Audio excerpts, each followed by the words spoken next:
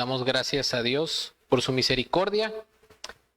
Y pues vamos a continuar donde nos quedamos el domingo pasado. Recuerden que comenzamos con la carta del apóstol Pablo a Tito. Estamos en la carta de Tito. Vamos en nuestras Biblias ahí, en la carta de Tito. Una de las cartas pastorales.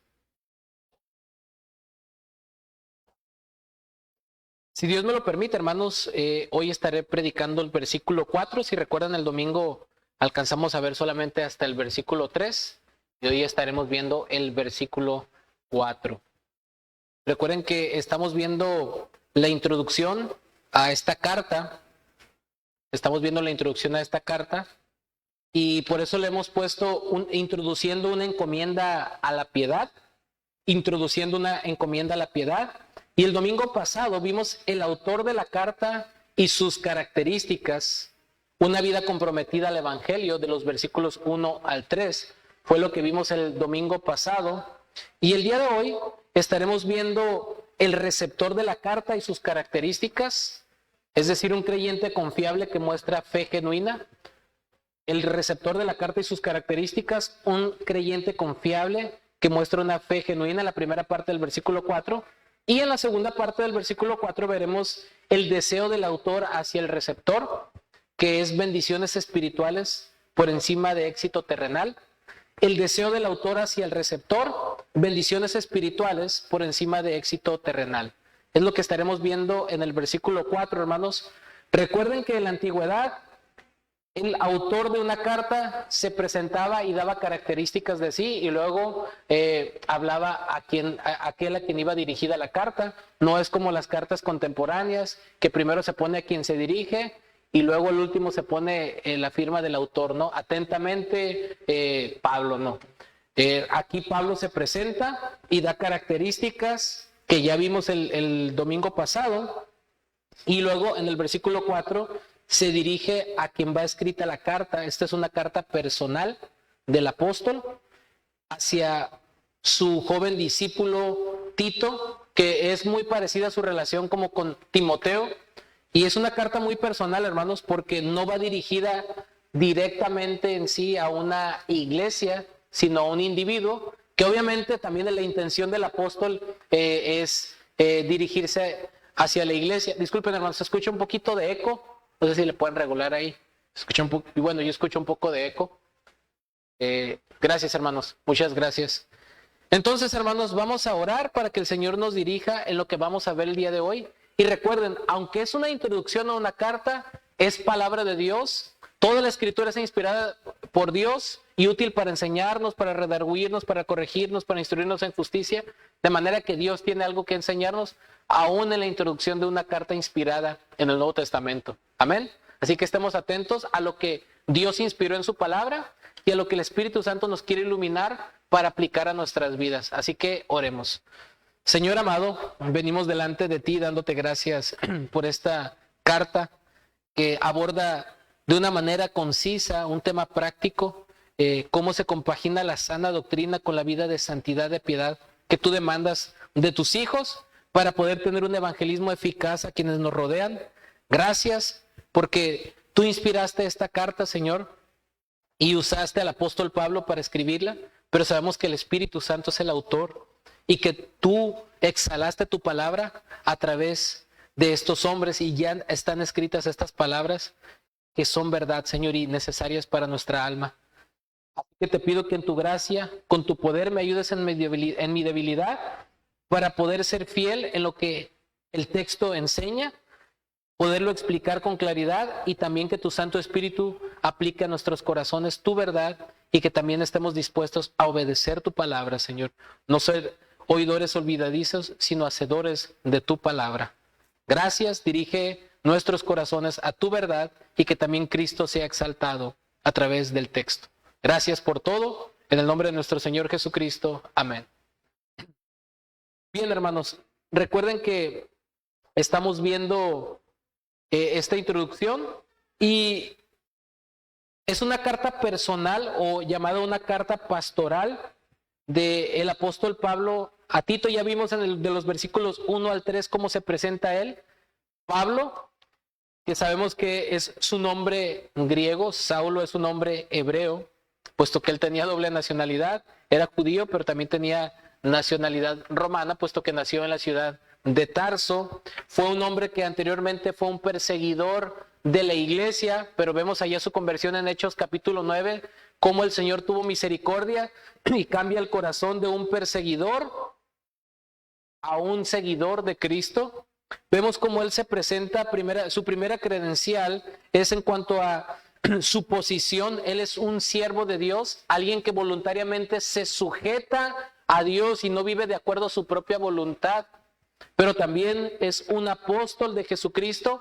En el sentido estricto hablando, este era un oficio que ya cesó con Pablo, no hay más apóstoles, era un oficio particular, y él fue un enviado de Jesucristo para el favor o para en pro de la fe de los escogidos de Dios. Es decir, que el propósito de su llamado, de su apostolado, no era tener simplemente un rango en la iglesia, sino servir en la proclamación del evangelio para que los elegidos pongan su fe en Jesucristo y sean salvados. Y aquí elegidos de Dios tiene que ver con la elección soberana de Dios, aquellos que desde la eternidad Dios escogió para salvación, también vimos eso. Y ese llamado o ese apostolado, aparte de conducirlos a la fe salvadora, también tenía el propósito de conducirlos al crecimiento espiritual, al conocimiento de la verdad que es según la piedad. Recuerdan en Mateo 28, la gran comisión, que hicieran discípulos, ¿cómo? Yendo, bautizándoles y enseñándoles. Es decir, que la tarea de un discipulador no termina cuando una persona pone su fe, lleva al otro a poner su fe en Cristo, sino tiene que crecer en las enseñanzas de las Escrituras para crecer en santificación. Y es lo que nos habla aquí, que ese conocimiento de la verdad que tiene que ver con lo revelado en las Escrituras y el Evangelio es en conformidad, está de acuerdo a la piedad, es decir, que produce piedad.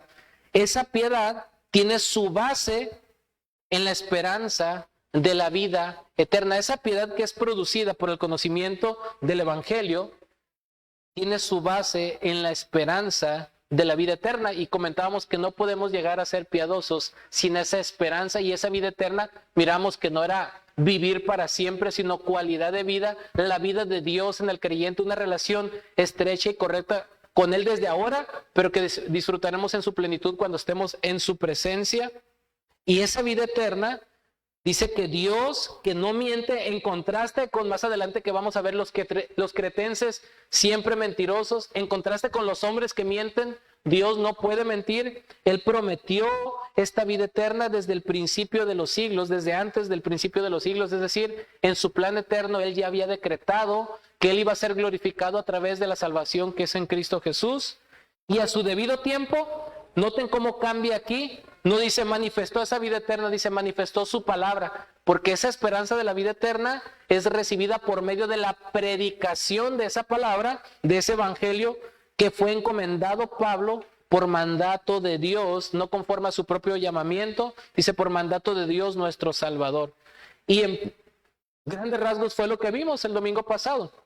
Vimos al autor de la carta y sus características, y podemos ver que el apóstol Pablo era un hombre comprometido al llamamiento que Dios le había hecho de ser fiel en la proclamación del evangelio. Él no se desvió ni a izquierda ni a derecha del propósito para el cual Dios lo había llamado. Todo lo que anteriormente pudo haber logrado en su religión de salvación por obras, en sus credenciales, en el judaísmo, en todo lo que él pudo haber destacado, dice que todo eso lo tuvo por basura para ganar el conocimiento de Cristo. Ahora ya no quería serle encontrado teniendo su propia justicia, nos dicen Filipenses, sino la justicia que es por la fe en Cristo, ¿no? Ahora su máxima motivación era vivir para la gloria de Dios en Cristo, proclamando ese evangelio. Él había sido escogido para eso y le era impuesta necesidad. Hasta él pronunció en Corintios maldición sobre sí mismo: ay de mí si no predico el evangelio. Tengo que hacerlo porque me es impuesta necesidad, pero ay de mí si no lo hago. En Romanos capítulo 1 vemos que él se consideraba deudor a todos, a griegos y a no griegos, a todos. Yo tengo una deuda con todos. ¿Cuál es esa deuda? Predicarles el evangelio. Era una vida comprometida en integridad al evangelio, hermanos. Y eso nos enseña que aunque nosotros no somos apóstoles, aunque nosotros no tenemos la misma responsabilidad de Pablo, pero hemos sido llamados sin duda para la salvación por la gracia de Dios, y también tenemos un propósito y ministerio y una razón de ser, y tenemos que ser fiel, y nuestra vida tiene que girar en torno al evangelio, y tenemos que ser congruentes con lo que vivimos y lo que predicamos, y vivir para la gloria de Dios, teniendo la responsabilidad de proclamar un mensaje tan trascendente, tan importante y tan grande, que es el único que puede transformar y salvar vidas, salvar almas de la eternidad. Ahora lo que vamos a ver es el receptor de la carta. ¿A quién va dirigida esta carta? En el versículo 4, esta carta va dirigida, dice, a Tito. Y vemos en él características de un creyente confiable que muestra una fe genuina. A Tito, verdadero hijo en la fe. ¿Quién fue Tito, hermanos? Tito fue discípulo del apóstol Pablo. Su nombre no figura en Hechos, pero sí con frecuencia en las epístolas de Pablo. Tito, de origen no judío o de origen pagano, formó parte de la delegación enviada por los cristianos de Antioquía a Jerusalén, acompañando a Pablo y Bernabé. Si nos vamos allá a Hechos 15, por ejemplo, vemos el concilio de Jerusalén, Hechos 15, versículo 2, dice: como Pablo y Bernabé tuviesen una disputa y contienda no pequeña con ellos, se dispuso que subiesen Pablo y Bernabé a Jerusalén, y algunos otros de ellos a los apóstoles y a los ancianos para tratar esta cuestión. Quienes estaban para tratar esta cuestión era Tito. Podemos ir ahí, por ejemplo, a Gálatas 2:3. Dice en Gálatas 2:3: mas ni aún Tito, que estaba conmigo con todo y ser griego, fue obligado a circuncidarse. Esto nos dice que él era un gentil, que Pablo se negó a circuncidarlo porque no era judío. Era una persona en quien Pablo confiaba, era un líder que era confiable. Es posible que fuera originario de Antioquía e hijo espiritual de Pablo. No podemos decir certeza que fue llevado a la fe por Pablo. Ahorita vamos a examinar la frase cuando dice hijo, verdadero hijo de la común fe. Pero es probable que haya sido llevado a la fe por Pablo. En Jerusalén los judaizantes reclamaron que Tito fuera circuncidado, pero Pablo no cedió en este punto, al no ser Tito de origen judío, y la iglesia se pronunció a sí mismo por el principio de la libertad en cuanto a la circuncisión de los cristianos salidos de la gentilidad o del paganismo. En otras palabras, hermanos, es interesante que Tito era un creyente no judío, era griego, ¿sí? Era no judío. Sin embargo, por su fe en Jesucristo, se convirtió en un creyente y en un líder fiel. Se convirtió en un líder fiel y en alguien en quien Pablo podía confiar. ¿Qué nos dice aquí acerca de las características? Quiero que tengan en su mente este formato, hermanos. Recuerden que estamos viendo una carta pastoral del apóstol Pablo a Tito. Y en el formato de esta carta está, primero se presenta el autor de la carta, luego a quien va dirigida, luego el desarrollo de lo que trata la carta, y luego una conclusión o saludos finales. ¿Sí? Tengan este formato en mente. Se presenta el autor y da características de sí mismo concernientes al asunto que va a tratar. Luego se dirige al remitente de la carta, quien va a recibir la carta, da características. Luego un saludo que expresa un deseo del autor hacia quien va dirigida la carta. Y entonces comienza a tratar el asunto. Vemos que el corazón, recuerden, de esta carta está en el capítulo 2 de los versículos 11 al 14, cuando dice: porque la gracia de Dios se ha manifestado para salvación a todos los hombres, enseñándonos que, renunciando a la impiedad y los deseos mundanos, vivamos en este siglo sobria, justa y piadosamente, aguardando la esperanza bienaventurada y la manifestación gloriosa de nuestro gran Dios y Salvador Jesucristo, quien se dio a sí mismo por nosotros para redimirnos de toda iniquidad y purificar para sí un pueblo propio celoso de buenas obras. Recuerden que el contexto de esta isla en Creta, había falsos maestros que estaban distorsionando la doctrina, y Pablo quiere instruir a la iglesia para que sea una iglesia que viva la sana doctrina en piedad, y para que al vivir con ese testimonio en santidad puedan impactar a los paganos de esa isla de Creta y tengan un evangelismo eficaz, ¿no? Entonces, esta carta acentúa que la sana doctrina va acompañada de una vida de santidad, de piedad. No podemos divorciar la sana doctrina de una vida piadosa. Y es lo que Pablo va a acentuar a lo largo de esta carta. Incluso en su introducción vimos que dice que el conocimiento de la verdad que es según la piedad ya está introduciendo ese tema ahí. Entonces, Pablo se presentó, dio características de sí mismo, ahora se está dirigiendo a Tito y da características de él. ¿Cuál es la característica principal? Si usted se dirigiera a alguien, bueno, ahorita ya casi nadie manda cartas, todos WhatsApp o correos electrónicos, ¿no? Pero si todavía tuviéramos el formato de antes, todavía en la primaria me tocó que me enseñaran lo del remitente, la estampita y de enviar una carta y todo eso. En aquel tiempo sí había computadoras, pero no cualquiera podíamos tenerlas, ¿no? No era tan común y no soy tan viejo, hermanos. Pero si usted escribiera una carta y tuviera que presentarse usted y darse características de usted mismo y dar características hacia quien se dirige, ¿qué pondría de él? Me dirijo a fulanito de tal que es bien chismoso, que se queja de todo. ¿Qué características diera? ¿Buenas o malas, no? ¿O cómo se presentaría usted? A lo mejor usted se presentaría con características muy buenas y a quien se dirige con características muy malas, ¿no? O vamos a cambiar la moneda. ¿Cómo se dirigirían a usted? ¿Alguien de alto rango? ¿Cómo se dirigirían a usted? ¿El flojo, el dormilón, el peleonero, el chismoso o el fiel, el que es sincero? ¿Se fijan? Pablo va a dar características de quién es Tito, este joven pastor que dejó en la isla de Creta para ser su representante. Y lo que nos dice de una manera concisa, pero que nos habla mucho de él, es que era un verdadero hijo en la fe. Esta palabra verdadero en este contexto significa auténtico, sincero, genuino, es decir, palabras contemporáneas, no pirata. ¿Sí? No, Tito no era de Temu, era original. Verdadero hijo, auténtico. En otros contextos también se puede usar como fiel o sincero, pero aquí se usa como auténtico en el sentido de genuino. Y aquí cito un comentario bíblico que dice, en primer lugar es interesante el calificativo que Pablo le da como verdadero hijo, que puede traducirse como hijo genuino. Se usa también para referirse a Timoteo, en 1 Timoteo 1:2. Al referirse en esta manera tanto a Tito como a Timoteo, el apóstol combina armoniosamente su autoridad apostólica con la ternura y el amor de un padre espiritual. Fin de la cita. Miren, Pablo se presentó como siervo de Dios, pero también como apóstol. Eso le daba la credencial de que él estaba escribiendo con autoridad acerca de lo que le iba a instruir para que hicieran las iglesias de Creta. Pero al mismo tiempo, Pablo no pierde los pies de la tierra y siempre vemos una nota personal de cariño y de amor hacia quienes colaboraban con él. No era un dictador que les decía, tú haces esto y tú haces esto y gritoneando, ¿no? Ahí mandando, sino siempre era una autoridad delegada y subordinada al amor, ¿no? ¿Cómo se dirige Pablo a su hijo, ¿no?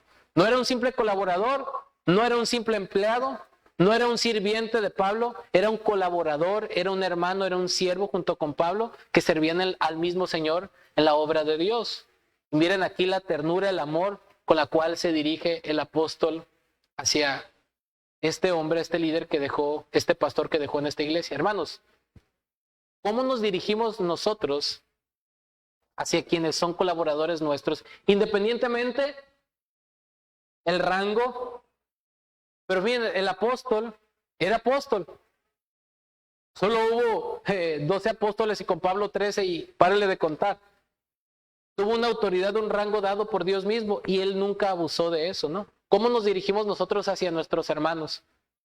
¿Con una autoridad como si nosotros pudiéramos mandarlos y ser superiores a ellos? ¿O siempre con compasión, amor y humildad, hermanos?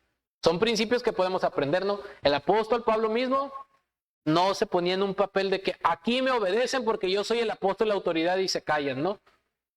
Vemos cómo él manifestaba un aprecio, un afecto hacia quienes él pastoreaba y estaban bajo su supervisión. ¿Se fijan, hermanos? Y este principio lo podemos aplicar no solo en la iglesia, en el hogar con nuestros hijos, en el trabajo si tiene empleados y en todos lados, ¿no? Así es de la manera correcta en la cual debemos de dirigirnos hacia otros que colaboran con nosotros para una misión. Sea ya sea en la iglesia, ya sea en el hogar o ya sea en el trabajo, en la sociedad. Esta es la manera en la que un cristiano debemos de conducirnos hacia otros. Sin autoritarismo, sino con autoridad, pero con amor. ¿Se fijan? No es lo mismo conducirnos con autoridad a ser autoritarios. La autoridad viene de Dios, no de nosotros, de la Escritura. Y podemos tener autoridad, pero a la misma vez ser humildes y amorosos con los demás. Y mostrar cariño y afecto. ¿Se fijan? Esto aprendemos. Les digo que aunque, de hecho, esta es una de las introducciones a una carta personal de las más largas que hay, pero 4 versículos, ¿cómo nos enseñan, verdad? Y hoy que solamente vamos a ver un solo versículo, Dios tiene mucho que decirnos. Tenemos mucho que meditar y que aplicar en nuestras vidas. ¿Se fija? Porque es la santa palabra de Dios. A Tito, verdadero hijo. ¿En qué sentido? ¿Qué no, Pablo ya no se casó? Bueno, no era un hijo literal, engendrado como nosotros, sino obviamente aquí en este contexto se refiere a hijo espiritual. ¿En qué sentido? Probablemente, hermanos, Tito fue llevado a la fe por el ministerio del apóstol Pablo, pero probablemente no. El texto no nos aclara eso. Muy probablemente pudo haber sido llevado por Pablo a la fe, o puede que él ya era un creyente y simplemente cuando Pablo lo encontró, viera en él cualidades y características que se asemejaban a su liderazgo y para la gloria de Dios, y sintió su amor y su alma ligada a él para colaborar con él, ¿no? Y en ese sentido Pablo lo instruyó para que él pudiera desarrollar sus dones de liderazgo al servicio de la iglesia, y Pablo estuvo con él en ese proceso, discipulándolo y ayudándolo a crecer para servir a Cristo, ¿no? En ese sentido pudo haber sido su hijo. No necesariamente que Pablo lo llevó a la salvación, sino que lo instruyó. Lo que sí es seguro es que Pablo influyó en el liderazgo de Tito para que fuera un líder piadoso. ¿Se fijan? Su liderazgo no se basaba en imposiciones, en solamente dar órdenes, sino en una vida que encarnaba las enseñanzas de Cristo, el amor de Cristo, la vida piadosa de Cristo, para dirigir piadosa y correctamente a la iglesia del Señor. ¿Se fijan? En ese sentido, hermanos, hay padres e hijos espirituales, no en el sentido de que estás bajo mi autoridad y no te puedes cambiar ni los lentes ni una camisa si no te dice tu padre. Eso ya se ha malinterpretado en falsas doctrinas, falsas enseñanzas, ¿no? Que los padres espirituales y los hijos espirituales y que bendíceme, no. Aquí habla de una relación de influencia, de compañerismo, de hermandad y de amor y de liderazgo. Es en ese sentido que Pablo era padre espiritual de Tito y Tito era hijo espiritual de Pablo, ¿no? No que Tito le llamara a cada rato a Pablo para ver, apóstol Pablo, ¿qué me voy a poner mañana para ir a la iglesia, no? ¿Me pongo corbata o no me pongo corbata? ¿Tomo esta decisión o no tomo esta decisión? Que Tito dependiera de Pablo para su vida espiritual, no. No hablamos de esa dependencia malsana, ¿no?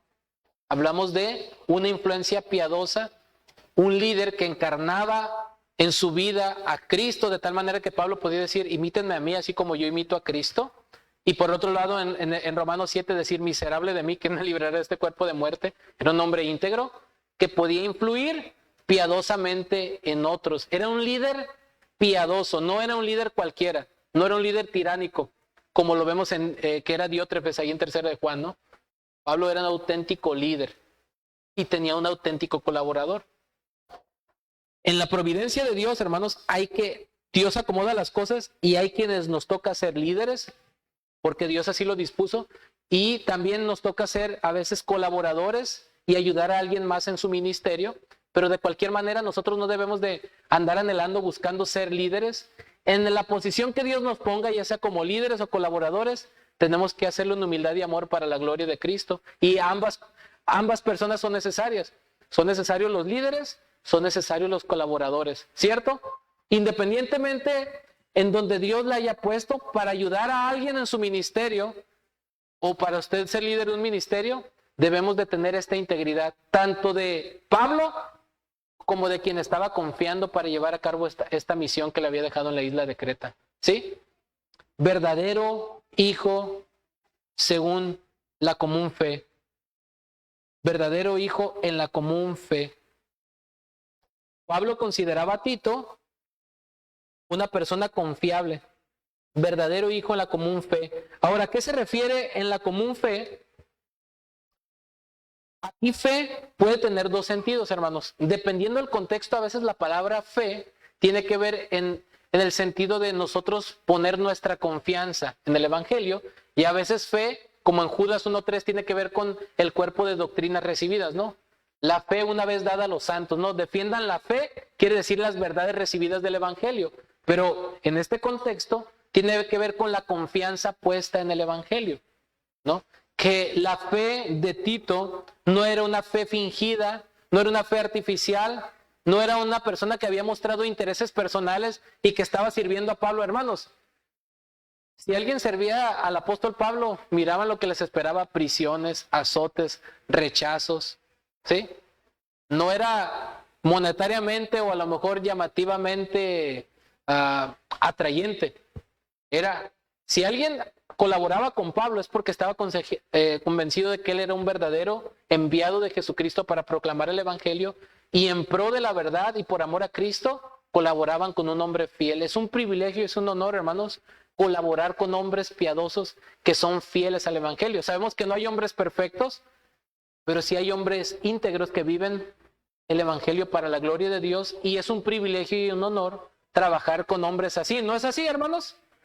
Como también para estos hombres es un privilegio y un honor tener colaboradores fieles que tienen una fe verdadera, que dan muestras de esa fe verdadera. Claro, nadie podemos ver lo que hay en el corazón, pero sí vemos las evidencias del corazón por lo que hablamos, decimos, hacemos y cómo nos conducimos, ¿no? Luego se pueden mostrar los verdaderos intereses de alguien, ¿cierto? Cuando alguien quiere un puesto, cuando alguien quiere un ministerio, cuando alguien quiere posición, poder, cuando alguien solamente está adulando, por ejemplo, a los líderes, pero a los demás miembros de la iglesia ni los toma en cuenta, ahí hay un foquito rojo, ¿no? Debemos de ser imparciales con todos, porque no estamos aquí para quedar bien con el pastor, con los pastores, con los maestros. O sea, nuestro amor debe de ser imparcial hacia todos, porque servimos al mismo amo, al mismo Señor. ¿Cierto, hermanos? Era una fe genuina. Y luego dice común fe. Esta palabra común es importante, hermanos, porque en el contexto de lo que Tito se iba a enfrentar a judaizantes en esta isla, quienes decían: yo soy descendiente judío y legalistas.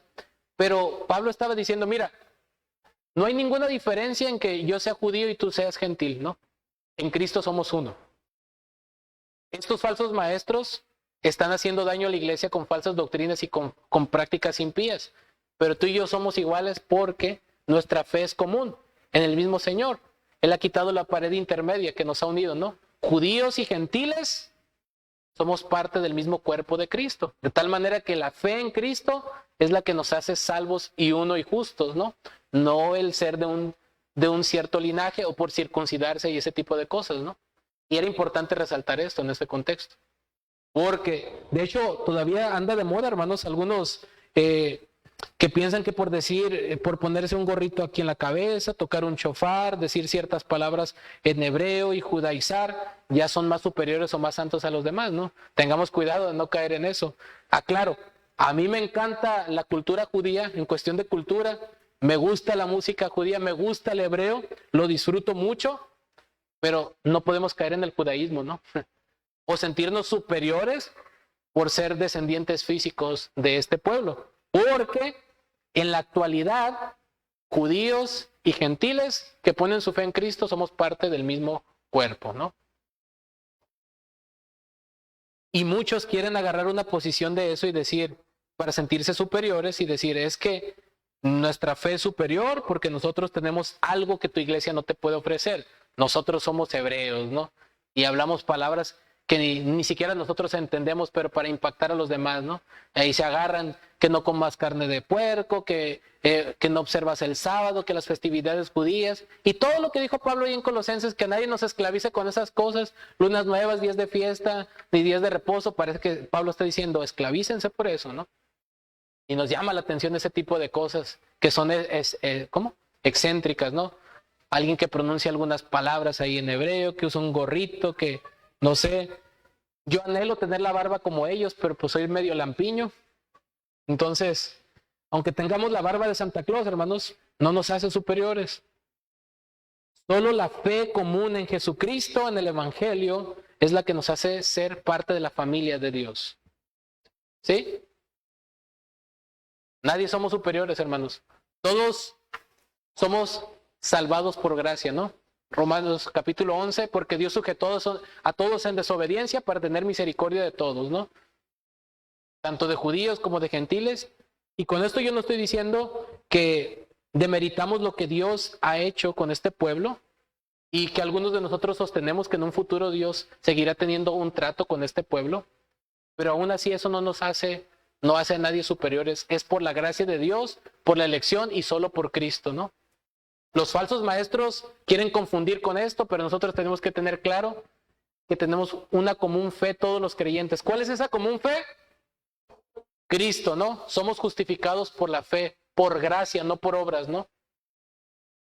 Y esto es importante, recalca, verdadero hijo en la común fe. ¿En qué aspecto Tito era un verdadero hijo? No que era verdadero hijo porque le hacía favores a Pablo, porque todo lo que Pablo pensaba y ahí estaba, como dicen algunos barberos con Pablo, no. Pablo reconoce a Tito que lo genuino, lo fiel que era concerniente al evangelio, a la verdad, no a los intereses de Pablo. ¿Se fijan? Este hombre era fiel a Cristo. Tito amaba a Cristo y era fiel al evangelio y por eso podía trabajar en armonía con Pablo. ¿Se fijan? No era fiel simplemente a un apóstol, a un hombre por ser fiel a un hombre. Su fidelidad se debía a esa común fe que tenían, al llamamiento de Dios, en pro de la iglesia, de los escogidos de Dios, para poner en orden lo que estaba deficiente en esas iglesias. ¿Se fijan? Esa relación de colaborador estaba basado en el evangelio 100%, hermanos, en la verdad. No en intereses simplemente secundarios comunes, ¿no? Vamos a hacer una iglesia y pues que haya luces y que haya 1000 personas y todo. No, era la salvación y la santificación de los creyentes en la sana doctrina. Este era Tito, hermanos, un pastor fiel, así como Timoteo también, ¿sí? Y qué bendición poderse rodear de colaboradores fieles, hermanos, con una fe genuina. Por eso, hermanos, en este punto de la primera parte del versículo 4, le puse el receptor de la carta y sus características. ¿Cómo pudiéramos resumir quién era Tito? Un creyente confiable que muestra fe genuina, ¿cierto? ¿Cómo podríamos describir en pocas palabras, ya lo hicimos de los versículos 1 al 3, en cómo se presenta el autor de la carta y sus características, Pablo? Una vida comprometida al evangelio, ¿cierto? Ahora el receptor, un creyente confiable que muestra fe genuina. A Tito, verdadero hijo en la común fe. Y fíjese bien, aquí quiero citar a otro autor, William MacDonald, que dice, no el de las hamburguesas, no, es un autor, un escritor de comentarios. El apóstol Pablo habla de Tito como su verdadero hijo según la fe común. Esto puede significar que Pablo fue un instrumento de la conversión de Tito, pero no necesariamente. Pablo también se dirige a Timoteo como su verdadero hijo en la fe, 1 Timoteo 1:2. Pero es posible que Timoteo fuese ya un discípulo cuando Pablo se encontró con él por primera vez, ahí en Hechos 16:1. De modo que la expresión puede significar que estos hombres más jóvenes exhibían cualidades espirituales similares a las de Pablo y que en el servicio cristiano había un vínculo filial. Fin de la cita, ¿no? Hermanos, cuando se trate de las cosas del Señor, trate de asociarse y de tener colaboradores con personas que sean fieles, que tengan esta característica de que son personas piadosas, que aman al Señor y que muestran evidencias de la común fe. Debemos de buscar involucrar en el ministerio a personas que muestran una fe genuina, no a quien nos convenga y nos sigan la corriente a nosotros nomás porque vayan a seguirnos. ¿De qué nos sirve ser seguidores de hombres si no van a amar al Señor, hermanos? Tenemos que relacionarnos e involucrarnos con personas fieles que aman al Señor y también nosotros, si el Señor nos permite colaborar con alguien, con un siervo de Dios, es un privilegio. No siempre vamos a ser líderes, no siempre vamos a tener la responsabilidad de dirigir o de guiar a otros en la misma medida, pero es un privilegio, hermanos, es un privilegio poder ser ayudantes de hombres fieles, ¿cierto? Siempre que usted mire a un siervo piadoso del Señor, busque cómo puede contribuir en ese ministerio para bendición. No sea una carga, sino una bendición viviendo una fe genuina. Amén. La iglesia necesita tanto líderes piadosos como colaboradores piadosos para que la obra del Señor se lleve a cabo de una manera piadosa. ¿Sí o no, hermanos? Por eso con lo primero que va a comenzar Pablo en su primera encomienda, de los versículos 5 al 9, va a ser: establece líderes piadosos. La base de una iglesia sana es el liderazgo, ¿sí? Y ya de ahí se va lo demás. Necesitamos, hermanos, vivir una fe genuina, haber creído realmente en el Evangelio. Necesitamos que hombres verdaderamente redimidos estén guiando a la congregación, hermanos. Y no todos vamos a ser pastores, obviamente no, nadie de aquí vamos a ser apóstoles nunca, pero no todos van a ser pastores o líderes en esta medida. Pero el ministerio que usted tenga, hermanos, sea visible o invisible, no lo haga por querer quedar bien con los demás, sino para la gloria de Cristo. Le toca a usted ser líder de algo, sea como Pablo, estas características: muestre interés, amor y humildad hacia quien colabora con usted. Si a usted le toca colaborar con alguien, con un líder, sea varón o mujer en sus respectivos ministerios, sea una buena ayuda en la común fe, ¿no? No trate de estar por encima o querer ser visto o seguir simplemente a personas porque tienen personalidad. Todo debe de ser en el contexto de la común fe. Amén, hermanos. Entonces, ¿qué aprendemos, hermanos, aquí de Tito? Aunque son pocas palabras, Tito, verdadero hijo en la fe, pero ¿cuánto nos enseñan? Que era un creyente confiable, que muestra una fe genuina. ¿Cuánto necesitamos nosotros, hermanos, exhibir estas características? Como le repito, algunos serán colaboradores de algún ministerio con alguien, algunos les tocará ser líderes de ministerios, pero de cualquier manera necesitamos exhibir esta integridad, tanto como la de Pablo como la de Tito. Así que hay enseñanza práctica para nosotros, hermanos. Y en tercer lugar, hermanos, el tercer punto que vamos a ver aquí en esta introducción, en la segunda parte del versículo 4, es el deseo del autor hacia el receptor. Bendiciones espirituales por encima del éxito terrenal. Era común en una carta que se presentara el autor, luego se dirigiera al que va a recibir la carta y luego expresara un saludo con una bendición o un deseo, ¿no? Era el formato común de grecorromano de una carta, pero aquí inspirada por Dios. Y en este saludo, Pablo expresa su corazón hacia Tito, lo que él realmente desea para este colaborador de él, ¿no? Si usted pudiera expresar en pocas palabras, hermanos, a alguien que usted aprecia y que ha influido en su vida de fe, ¿qué le pudiera desear? En pocas palabras, ¿qué le pudiera decir? Esto deseo para ti. Tal vez muchos de nosotros pudiéramos decir que tengas salud, que tengas casa, que tengas carro, que te vaya bien y que no te machuque el tren, no sé. Puras cosas así, ¿no? Que tengas éxito en tu negocio, ¿no? Que la bolsa de valores, que no sé qué. Pero miren, ¿cuál era la preocupación genuina de Pablo? ¿Cuál era el deseo de Pablo hacia su colaborador? Vemos aquí entonces en la segunda parte del versículo 4, el deseo del autor hacia el receptor, bendiciones espirituales por encima de éxito terrenal, y él comienza con estas palabras dirigiéndose a Tito: gracia, misericordia y paz. Aunque quiero aclarar aquí, hermanos, que en los manuscritos más confiables y antiguos no aparece en la salutación la palabra misericordia, de tal manera que realmente diría aquí gracia y paz, gracia y paz. En otros saludos, como a Timoteo, sí aparece esta triada: gracia, misericordia y paz, pero aquí solo Pablo está diciendo gracia y paz. Hay una variante textual aquí. No estoy diciendo que la Biblia tenga errores, que la Reina Valera no sea una traducción confiable, pero aquí me voy a meter un poquito en la crítica textual. A lo largo del tiempo se han encontrado manuscritos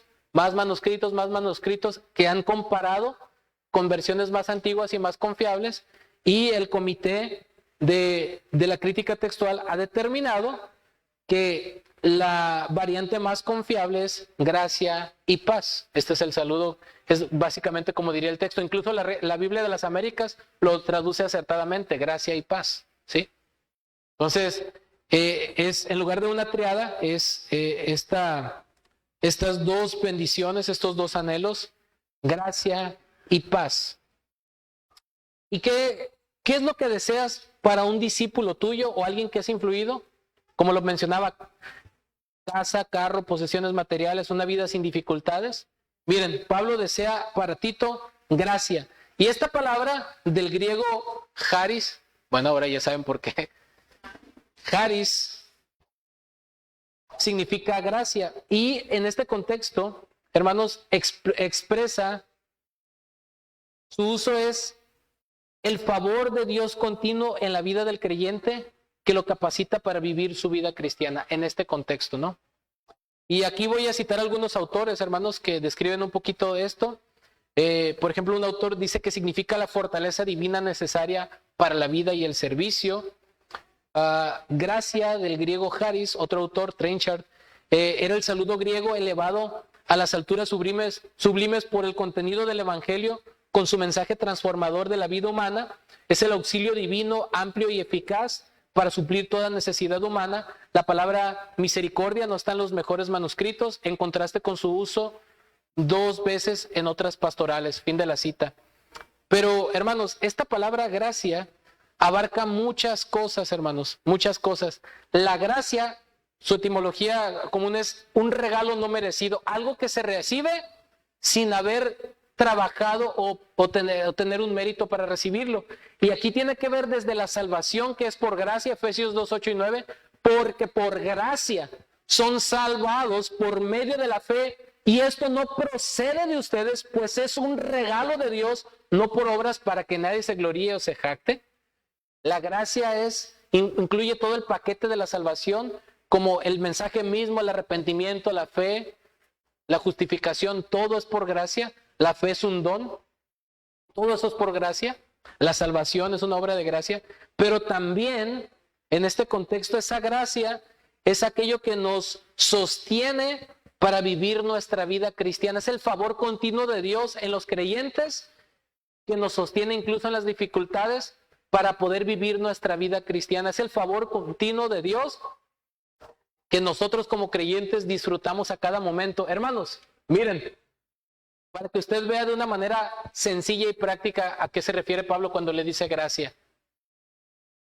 No hay veces que nosotros fallamos al Señor, que somos desobedientes, que tenemos 1000 motivos para que el Señor nos deseche de su presencia, y aún así Él en su gracia nos sostiene, nos advierte, nos humilla, nos concede arrepentimiento, nos ayuda, nos advierte y seguimos adelante de pie por Él.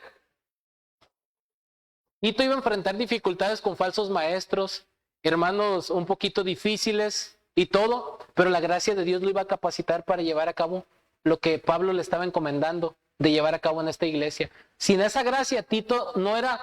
Pablo lo que está diciendo es que Tito, no por sus capacidades de liderazgo, intelectuales u otra cosa, por eso lo había escogido, porque él era muy inteligente, olvídense de eso, sino que Tito era un receptor de la gracia de Dios que lo iba a llevar a poder ser fiel en lo que Pablo le estaba encomendando. Es por la gracia de Dios que nosotros podemos llevar a cabo lo que se nos ha encomendado. Fuera de la gracia nosotros no tenemos la capacidad por nosotros mismos de hacer nada que glorifique a Dios. ¿Se fijan? Nada. Todo es por un favor inmerecido continuo del Señor. Es la gracia. Desde que nos salvó, nos santifica, nos llevará a la gloria y nos capacita para ser fieles en el ministerio, hermanos. Es la gracia de Dios la que puede hacer que un hombre se mantenga fiel al ministerio. No es porque nosotros admiramos a los hombres fieles, ¿cierto? Pero recuerda, es la gracia de Dios. Dios hizo que un hombre no cayera y se mantuviera fiel hasta el final. Es la gracia de Dios por la cual Tito iba a poder cumplir esta encomienda. Y es por la gracia de Dios, mi amado hermano y hermana, que tú vas a poder cumplir la encomienda que Dios te ha hecho. Tal vez no un liderazgo en la iglesia, pero en tu hogar, liderando a tus hijos. Siendo un esposo que ama al Señor y que es cabeza del hogar. Siendo una mujer piadosa. Viviendo el evangelio en tu comunidad. Es difícil. ¿Cómo con tantas ocupaciones? ¿Cómo puedo ser un hombre piadoso con tantas cuestiones y gastos que hay en el día a día y presiones en la vida? La gracia de Dios te capacita a ti y a mí en una iglesia difícil donde hay falsos maestros, cretenses, mentirosos, malas bestias, glotones, ociosos. No lo digo yo, lo dijo el apóstol Pablo, ¿no? Y su propio profeta de ellos. En una iglesia como Corinto, en una iglesia bien linda como Filipos, en una isla tan bonita tal vez como Creta, pero con sus complicaciones, en una iglesia tan hermosa como Ebenezer. Pero independientemente de las dificultades que atravesemos, hermanos, es la gracia de Dios la que nos va a ayudar y sostener para salir triunfantes en lo que Dios nos pide que hagamos. El que comenzó la buena obra en nosotros, la va a completar. Porque Dios es el que produce en nosotros el querer como el hacer por su buena voluntad. Es el favor continuo de Dios. Así que no se desaliente, mi amado hermano. ¿Le es difícil vivir su paternidad? ¿Le es difícil vivir su maternidad? ¿Le es difícil glorificar a Dios en la escuela, lo que sea? La gracia de Dios te puede capacitar para ser un cristiano que glorifica al Señor. No necesitas ser apóstol, no necesitas ser pastor. Si eres creyente, la gracia es todo lo que necesitas. Tu gracia es suficiente. El mejor deseo, ¿verdad? ¿No le deseo un carro del año o sí? Un Mercedes ahí, una lanchita, un yate para que andes a gusto ahí en la isla, ¿no? Para que te tomes unas vacacioncitas ahí del ministerio y pues te vayas ahí a los mejores restaurantes de Creta, ¿no? ¿Qué le está deseando? La gracia. Y también la paz. Aquí paz, del griego eirene, hay muchos sentidos, hermanos, dependiendo en qué contexto lo traducimos. Por ejemplo, en Romanos 5:1, justificados pues para con Dios tenemos paz por medio de nuestro Señor Jesucristo. Disculpen ahí, se me lenguó la traba. Romanos 5:1, justificados pues por la fe tenemos paz para con Dios por medio de nuestro Señor Jesucristo. Aquí tiene que ver el cambio de enemistad con Dios a un cambio de una relación correcta, pero también hay un aspecto subjetivo de la paz que tiene que ver con el bienestar que eso provoca. Al estar en una relación correcta con Dios, también eso hace que nosotros podamos estar en paz, tener una quietud producida por el Evangelio y estar en paz unos con otros, ¿no? Mientras que para el impío no hay paz, para el creyente debe de haber paz aún en circunstancias difíciles, hermanos. Miren, cuando Pablo le estaba diciendo a Tito, paz, se lo estaba diciendo en serio, a pesar de que tenía que decir, mira lo que les dijo, hablando de los cretenses. Uno de ellos, en el versículo 12, su propio profeta dijo a los cretenses, siempre mentirosos, malas bestias, glotones, ociosos, este testimonio es verdadero, por tanto, repréndelos duramente para que sean sanos en la fe. ¿Cómo iba a tener paz cuando tenía que confrontar situaciones tan difíciles, no? Pero la paz es algo que Dios produce, ¿no? En todo momento, porque la fuente es la gracia, pero el resultado es esa paz continua. De hecho, hermanos, aquí Trencher, me gusta el comentario que hace de esto, dice, la paz, el shalom hebreo, es el resultado de la operación de la gracia divina. Su fuente es el Dios Trino, Salvador y Señor. Aquí el hermoso título se aplica al Hijo, porque la gracia se asocia con su venida, como vemos en el prólogo del Evangelio de Juan. Y bueno, fin de la cita, ¿no? Entonces, hermanos, esta paz, también cito aquí a otro autor, Kittel, en el uso material del Nuevo Testamento encontramos la paz como sensación de reposo, la paz como un estado de reconciliación con Dios y la paz como salvación escatológica. El último de estos sentidos es fundamental, fin de la cita. La gracia tiene que ver con todo esto, hermanos, la gracia y la paz. Entonces, hermanos, la gracia es el favor operado en el corazón de su Hijo por parte de Dios sin que medie mérito alguno. Es su cristocéntrico amor perdonador y fortalecedor, y paz es la conciencia del Hijo de haber sido, de uno mismo, de haber sido reconciliado con Dios por medio de Cristo.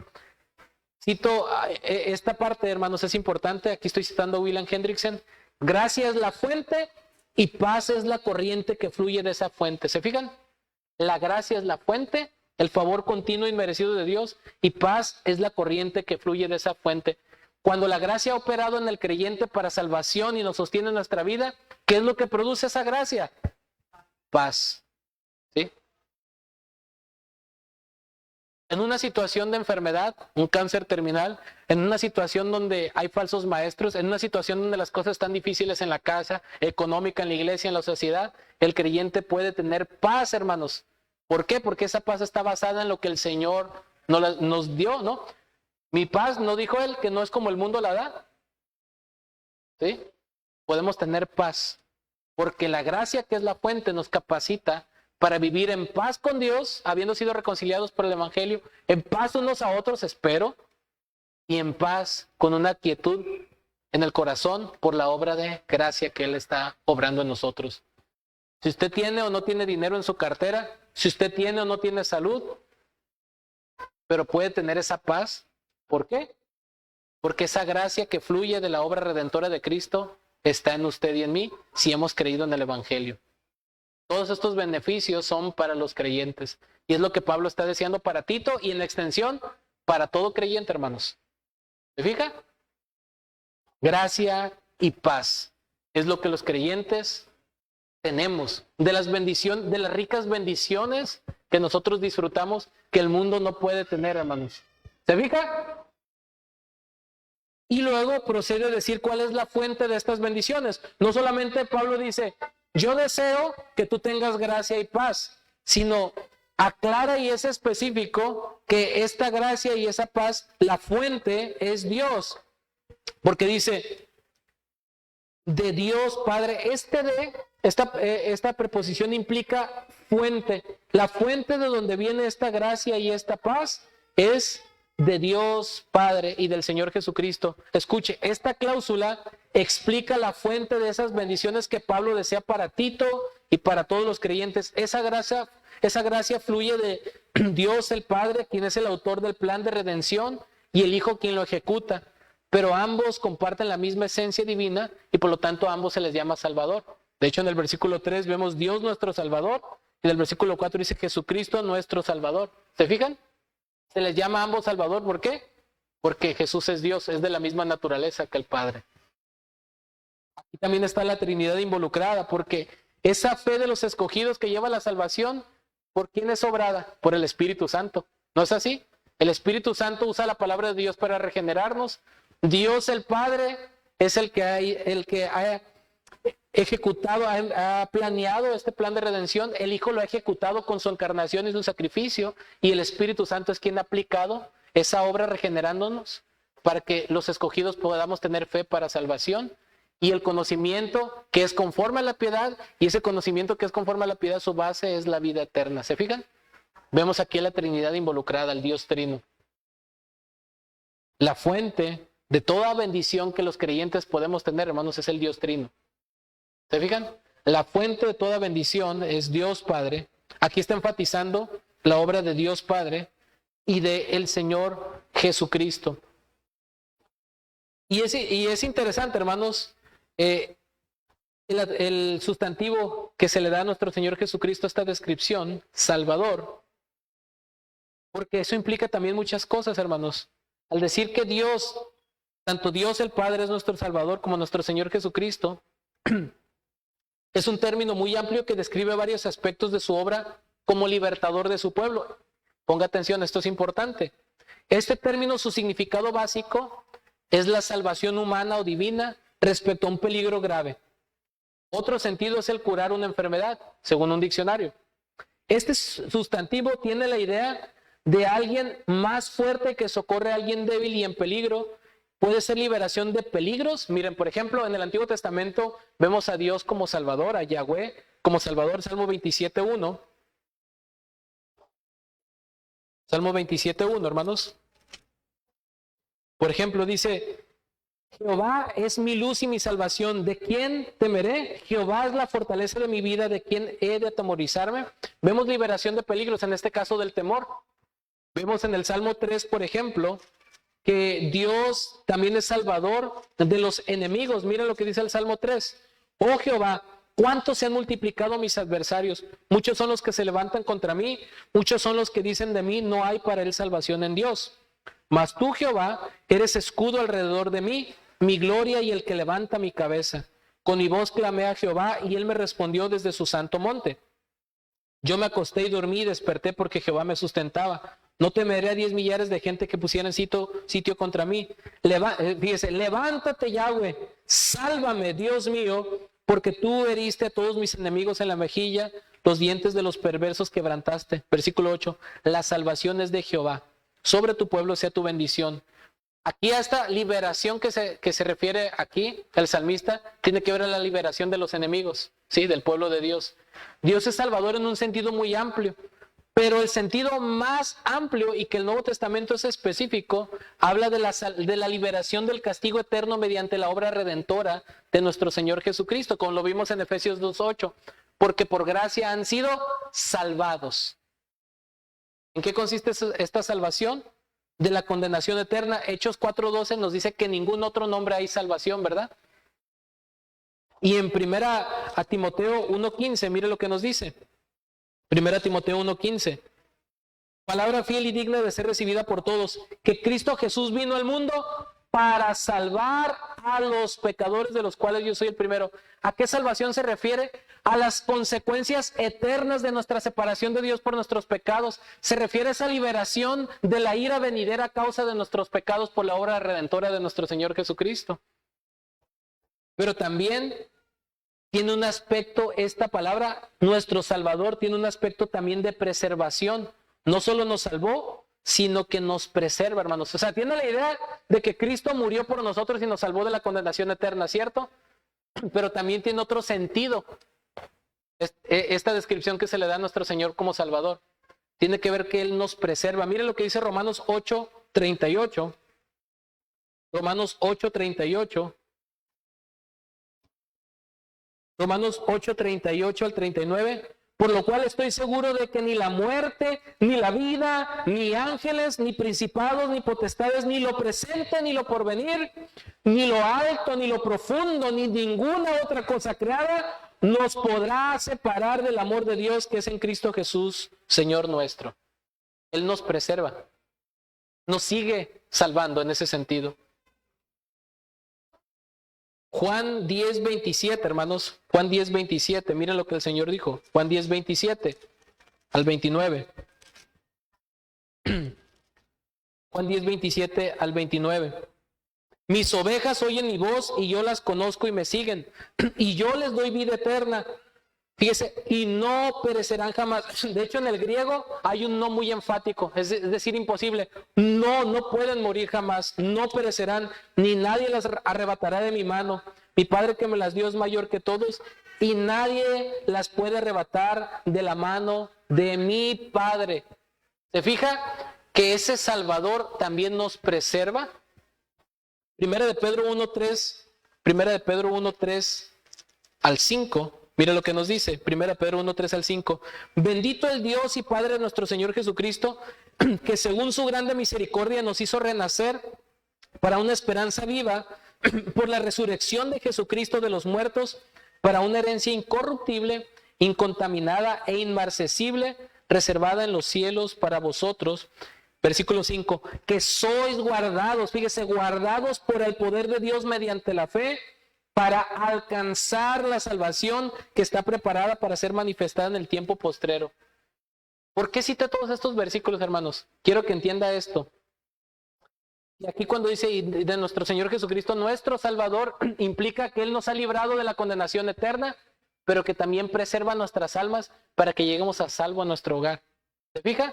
Él no solo murió por nosotros y nos salvó, sino que nos preserva nuestra alma para llegar a salvo a casa. Y también nos libra de los peligros presentes. Es en ese sentido que Pablo se refiere en 1 Timoteo 4:10, que Dios es salvador de todos los hombres. Miren, 1 Timoteo 4:10, que por esto mismo trabajamos y sufrimos oprobios, porque esperamos en el Dios viviente, que es el salvador de todos los hombres, mayormente de los que creen. Aquí no está hablando de un universalismo, ¿no? De que Dios va a salvar a todos. Aquí se refiere a la liberación de los peligros. Aun cuando un incrédulo es librado, por ejemplo, de un accidente en un carro o de una enfermedad, es por la gracia común de Dios, ¿no? ¿Cuánto más en los creyentes no se manifiesta esa gracia, no?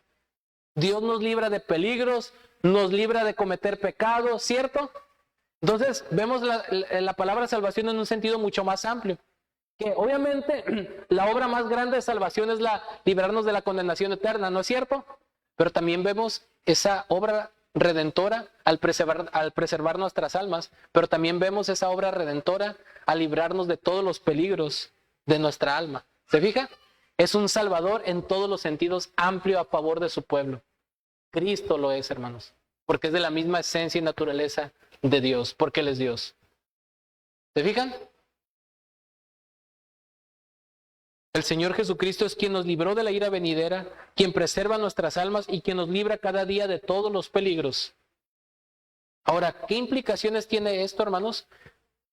Recordando lo que vimos de los versículos 1 al 3, ¿cuál es tu llamado? ¿Con qué propósito estás viviendo? ¿Para quién estás viviendo? Pero de acuerdo a lo que vimos ahora en el versículo 4, hermanos, ¿eres conocido por tu fe verdadera? ¿Eres confiable para un ministerio? Piénsalo. ¿A quién estás ayudando para la expansión del evangelio? ¿Qué es lo que deseas para tus hermanos en la fe en quien Dios te permite influir? ¿Qué implicaciones tiene el hecho de saber que Dios es la fuente de la gracia y la paz que disfrutamos? Si nos debemos solo a Él y Él es la fuente de toda bendición, porque entonces hacemos ídolos en el corazón buscando nuestra satisfacción en otras cosas fuera de la fuente que es Dios. ¿Qué implica que nuestro Señor Jesucristo es nuestro Salvador? ¿A quién recurrimos en todo momento de necesidad? ¿Acaso Él no es suficiente? Todas estas implicaciones, hermanos, recaen en una cosa: que Dios en su providencia y en su gracia, hermanos, en este texto, Cristo nos muestra las características tanto de un servidor fiel, como lo vimos a través de Pablo, y un ayudante fiel, como lo vimos a través de Tito, para motivarnos a la piedad. Es lo que vimos en estos 4 versículos. En este texto, Cristo nos muestra las características de un servidor y un ayudante fiel para motivarnos a la piedad. Vimos entonces introduciendo una encomienda a la piedad. Vimos en el versículo 1 al 3 el autor de la carta y sus características, una vida comprometida al evangelio. En la primera parte del versículo 4 vimos el receptor de la carta y sus características, un creyente confiable que muestra fe genuina. Y en la segunda parte del versículo 4 vimos el deseo del autor hacia el receptor, bendiciones espirituales por encima de éxito terrenal. Que el Señor nos ayude en su gracia a ser fieles y a poder poner en práctica estas verdades que el Señor nos reveló tan ricamente, tan solo en estos 4 versículos, y tan solo con el versículo que vimos ahora, tenemos mucho que meditar y aplicar a nuestras vidas. Amén. Que el Espíritu Santo nos ayude, mis hermanos. Oremos. Señor amado, te damos gracias por tu santa palabra, que es viva y eficaz y más cortante que toda espada de 2 filos y penetra hasta lo más profundo del ser y nos deja sin excusa, Señor, desnudos delante de ti en nuestras intenciones. Tú conoces todo en nosotros.